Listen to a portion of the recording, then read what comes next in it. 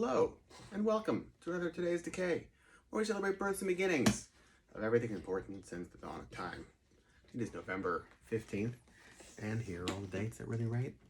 1877, on this day, none other than William Hope Hodgson was born, a weird fiction writer who I particularly really enjoy. He worked on boats early on in life, and I think took a lot of his experiences out in the open ocean and applied it to weird fiction writing in the first and second, well, like the turn of the last century into the World War I era. So he's like, a generation before Lovecraft, and a lot of what he's doing is very Lovecraftian in the sense of putting the human experience in a frightening scale to the depths of the ocean, the expanse of like the limitless horizon, and in a way that I think is actually maybe even, I think is more frightening than Lovecraft, in that like there's not like a giant monster per se, as there is just like somebody trying to comprehend their infinitesimally small speck that they are in comparison to the universe. And I love it. Yeah, a lot of the like pre-Lovecraftian weird fiction writers actually were doing quite interesting stuff that doesn't have the like Cthulhu plushy merchandising appeal, but be it Robert W. Chambers, Arthur Machen, William Hope Hodgson, these are people that are super cool. And one of his most popular stories, one of my favorites, is this one here, House on the Borderland. But that's not all. I mean, he did a lot of others. All those Carnacki the Ghost Finder are fun. The Hog especially. I just reread that one recently.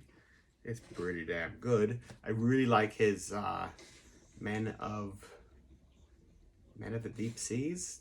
Is that what it's called? It's not right. Men of the Deep Waters, I think. It's all like the Sargasso Sea, which is like a place in the ocean that like just ships get stuck and people just kind of like go mad, stuck out in the middle of nowhere, like as if it's the Bermuda Triangle or something. Yeah. What else has he done? He also was in like a war with Harry Houdini, which I want to read up more on that. I listened to this really great podcast a couple months ago on William Hope Hodgson. It was all about like apocalypse or post-apocalyptic novels from the 1800s into the 20th century, and they focused on the Nightland, and I love that they did, because I have been struggling with the Nightland, one of his novels, for years. It's just so poorly written, and I couldn't read it, and it's so long, and it's purposefully written in a outdated English sentence structure and dialect, and like romantic and flowery, and it's just terrible. And these women did this podcast where they thankfully read the whole thing and just talk you through it, and I am very happy they did, because I will never attempt it again. They gave more than a decent synopsis.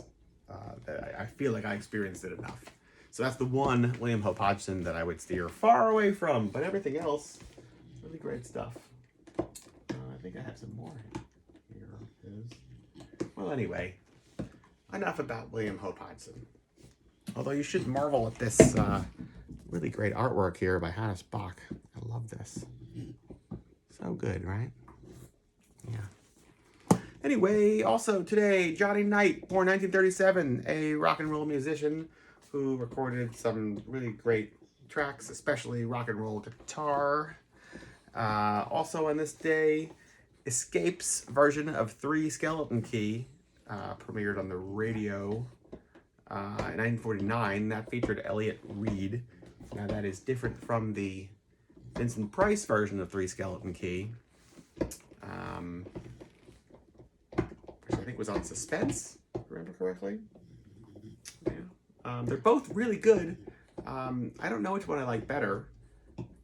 Obviously, Vincent Price is a master.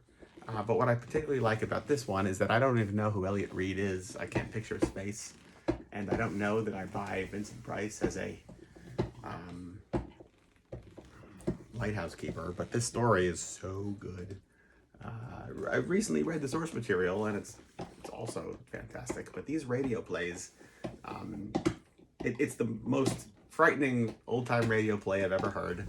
And just listening to it, it makes you feel like your skin's crawling and you just want to run. I hope that's selling it, because my goal is to sell it. It's on YouTube and other places, for free. But this would be a great day to listen to Three Skeleton Key the day it premiered in 1949. That is it for today, November 15th. The whole day, from us to you, till tomorrow. Goodbye.